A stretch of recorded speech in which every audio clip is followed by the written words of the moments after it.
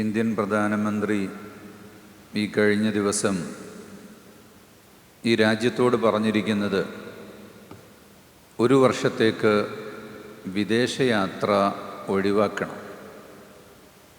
ആരും സ്വർണം വാങ്ങരുത്.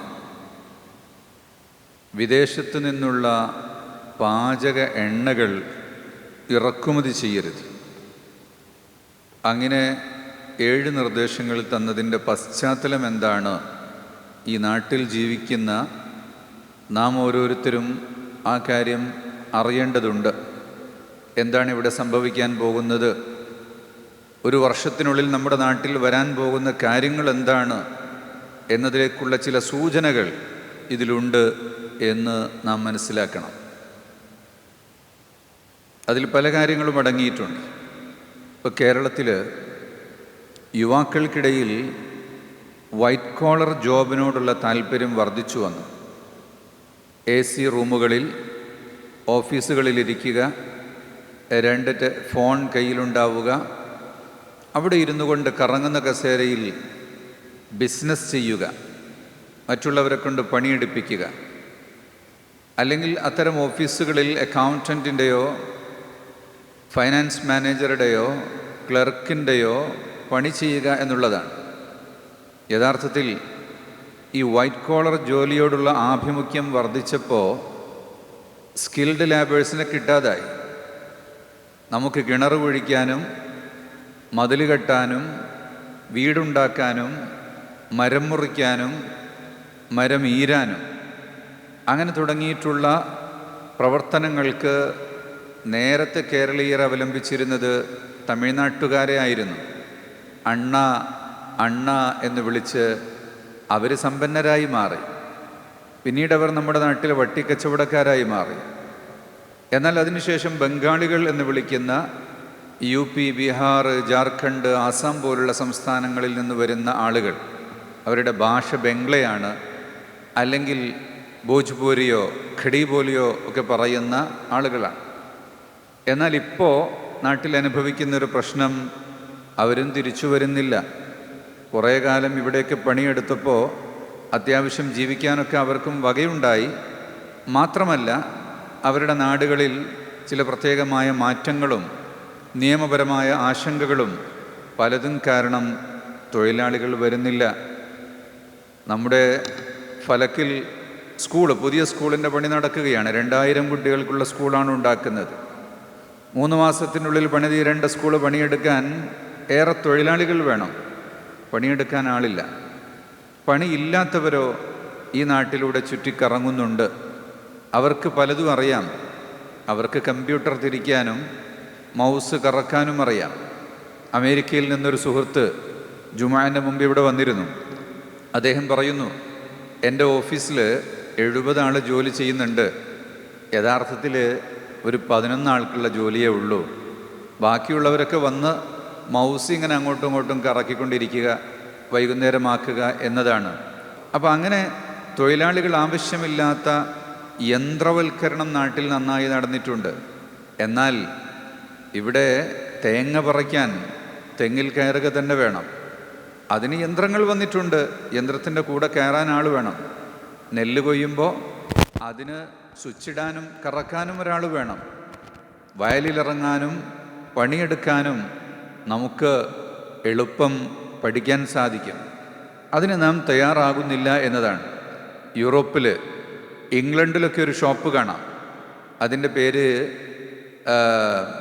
DIY ഷോപ്പുകൾ എന്നാണ് പറയുക. ഡു ഇറ്റ് യൂസെൽഫ് എന്നാണ് അതിൻ്റെ എക്സ്പാൻഷൻ. അഥവാ നമുക്ക് വീട്ടിൽ പെയിൻ്റ് അടിക്കാനുണ്ടെങ്കിൽ ആ ഷോപ്പിൽ ചെന്ന പെയിൻ്റ് ഏതാ വേണ്ടത് എന്ന് കാണിച്ചു തരും. അതിൻ്റെ ബ്രഷും മിക്സ് ചെയ്യാനുള്ള പാത്രവും എല്ലാം തരും. വീട്ടിൽ കൊണ്ടുപോയി ഭർത്താവും ഭാര്യയും കൂടെ പെയിൻ്റ് അടിക്കും. ഒരു വാതിൽ വയ്ക്കാനുണ്ടെങ്കിൽ 4 കഷ്ണം മരം തരും, അതിൻ്റെ സ്ക്രൂ തരും, അതിൻ്റെ തുറക്കുന്ന മെഷീൻ തരും, ആഗർ അതുപോലെയുള്ള സാധനങ്ങളെ തരും. അത് കൊണ്ടുപോയി നാം തന്നെ പണിയെടുക്കും. കൂലിക്ക് വിളിച്ചാൽ അവർക്ക് മുതലാവില്ല. അവിടെ ഒരു തൊഴിലാളിയെ പെയിൻ്റ് അടിക്കാൻ വേണ്ടി വിളിച്ചാൽ വീട്ടിൽ നിന്ന് ഇറങ്ങുമ്പോഴാണ് മീറ്റർ ചാലു ആകുക. 7 മണിക്ക് ഞാൻ വീട്ടിൽ നിന്ന് ഇറങ്ങിയിട്ടുണ്ട്. ട്രാഫിക് ജാമിൽ 1.5 മണിക്കൂർ കുരുക്കിൽപ്പെട്ടാൽ ആ 1.5 മണിക്കൂറിനും കൂലി കൊടുക്കണം. കാരണം അവിടെ മണിക്കൂറിനാണ് കൂലി. അതുകൊണ്ട് അത്തരം കാര്യങ്ങളൊക്കെ ജനങ്ങൾ സ്വന്തം ചെയ്യും. കാരണം ഒരു മാനേജർക്ക് കിട്ടുന്നതിനേക്കാളും വലിയ കൂലിയാണ് ഈ തൊഴിലാളികൾക്ക് കിട്ടുക. ഇപ്പോൾ ഒരു കിണർ കുഴിക്കുന്ന ഒരാൾക്ക്, മാസ്റ്റർക്ക് 1600 രൂപയാണ് ഒരു ദിവസം കൂലി. സഹപണിക്കാർക്ക് 1300 രൂപയാണ് കൂലി. കമ്പ്യൂട്ടർ ഓപ്പറേറ്റ് ചെയ്യുന്ന ഓഫീസിലിരിക്കുന്ന ഒരു ഉദ്യോഗസ്ഥന് 15,000 രൂപയ്ക്ക് എത്രയും ആളെ കിട്ടും, അല്ലെങ്കിൽ 20,000 രൂപയ്ക്ക് എന്തായാലും കിട്ടും. അപ്പം 500 രൂപ 600 രൂപ അതൊക്കെയാണ് ഒരു വിദ്യാഭ്യാസം നേടിയ ആൾക്ക് കൂലി കിട്ടുന്നത്. അപ്പോൾ രണ്ടും ചെയ്യാം. അതുകൊണ്ടാണ് അമേരിക്കയിലും മറ്റുമൊക്കെ ബാങ്ക് മാനേജർ അല്ലെങ്കിൽ സ്കൂളിലെ പ്രിൻസിപ്പൽ ഉച്ചവരെ അവിടെ ജോലി ചെയ്യും. പിന്നെ വീട്ടിൽ വന്ന് ഡ്രസ്സ് മാറിയിട്ട് പന കയറാൻ വേണ്ടി പോകും. അല്ലെങ്കിൽ വർക്ക്ഷോപ്പിൽ പെയിൻറ്റ് കയ്യിലാക്കാൻ വേണ്ടി ആ ഓയിലൊക്കെ ഉപയോഗിച്ച് അതിൻ്റെ യന്ത്രങ്ങൾ നന്നാക്കാൻ വേണ്ടി പോകും. അതിന് കുഴപ്പമില്ല. തിരിച്ചു കഴിഞ്ഞ് വന്നാൽ പിന്നെയും അതേ ജോലിയിലേക്ക് പോകും. അപ്പോൾ ജോലിക്കനുസരിച്ച് വേഷം മാറിയിട്ട് ഏത് ജോലിയും ചെയ്യാനുള്ള ഒരു തയ്യാറെടുപ്പ് നമുക്കുണ്ടാകേണ്ടതുണ്ട്. നമ്മുടെ കൂട്ടത്തിൽ ചെറുപ്പക്കാർ ധാരാളമായി മരിച്ചുകൊണ്ടിരിക്കുകയാണ്. ക്യാൻസർ ബാധിച്ചിട്ട് കരളിന്, അടിവയറിന്, കുടലിന്, ഇങ്ങനെ രക്താർബുദം പലതുകൊണ്ടും ആളുകൾ മരിച്ചുകൊണ്ടിരിക്കുന്നു. അള്ളാഹുവിൻ്റെ വിധി അനുസരിച്ച് എങ്ങനെയാണോ നിശ്ചയിക്കപ്പെട്ടത് ആ സമയത്ത് മരണം നടക്കും. അതാർക്കും തടുക്കാൻ കഴിയില്ല. പക്ഷേ കാരണങ്ങളെ സൂക്ഷിക്കണം. ഇത് ഇസ്ലാം നമ്മോട് കൽപ്പിച്ചിട്ടുണ്ട്. നാശത്തിലേക്ക് നിങ്ങൾ വഴുതി വീഴരുത്. നാശത്തിൽ നിങ്ങളെ തന്നെ നിങ്ങൾ കൊണ്ടുപോയി ഇടരുത്. നമ്മുടെ ഭൂമികളിൽ കൃഷി ചെയ്യാൻ സ്ഥലമുണ്ട്. ഇപ്പോൾ നമ്മുടെ ഈ സോൺ മുസ്ലിം ജമാഅത്തിൻ്റെ പ്രവർത്തകർ നോളജ് സിറ്റിയുടെ ലാൻഡിൽ കൃഷി ചെയ്തു. 6000 ചില്ലാനം കിലോ നെല്ലുൽപാദിപ്പിച്ചു. ഇനിയും അടുത്ത കൃഷി ചെയ്യാനാകും. പച്ചക്കറികൾ ഉണ്ടാക്കാനാകും. നമ്മുടെ വീടുകളിൽ ഉണ്ടാക്കാം. നമ്മുടെ വീടുകളിൽ 4 തൈ മുളക് നട്ടാൽ നമ്മുടെ ആവശ്യത്തിനുള്ള മുളക് കിട്ടും.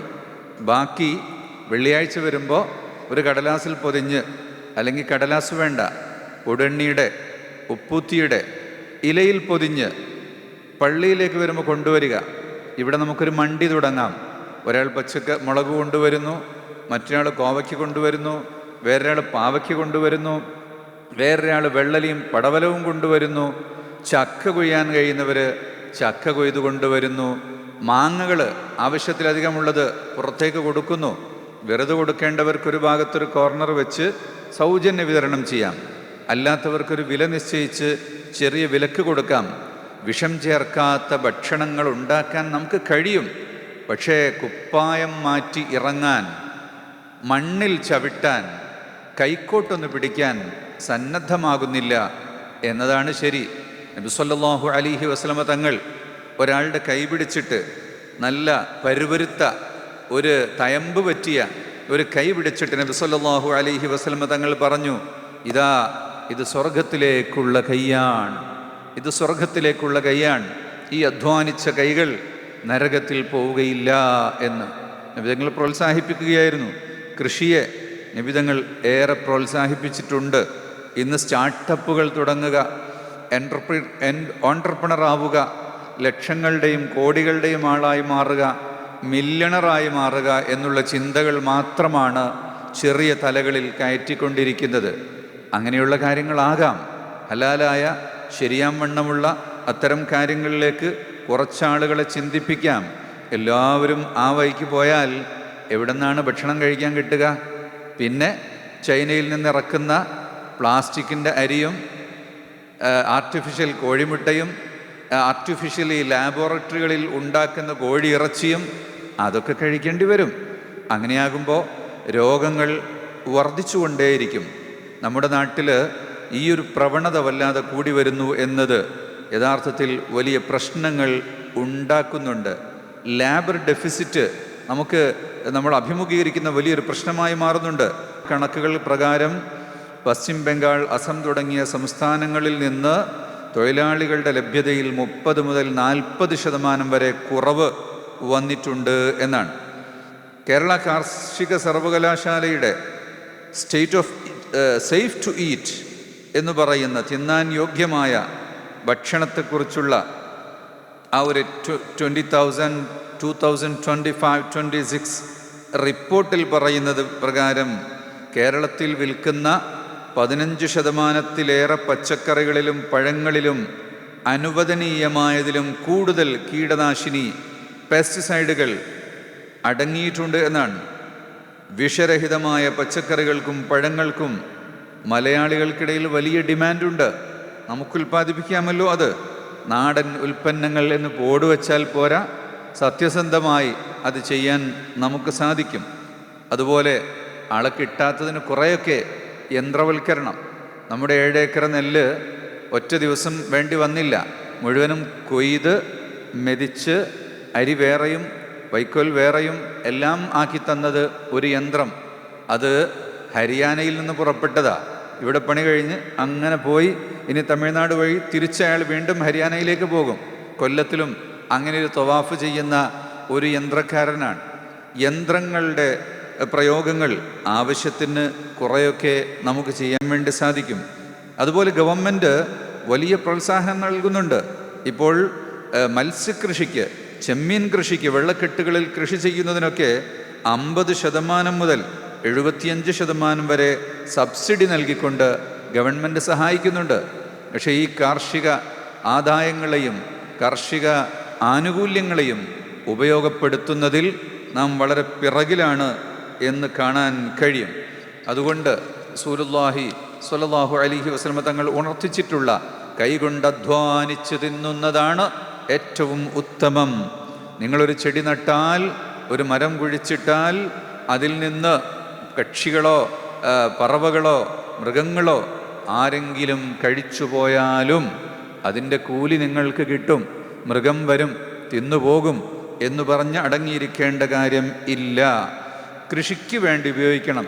നബി തങ്ങളുടെ ഒരൊറ്റ വാക്ക് ശ്രദ്ധിച്ചാൽ മതി.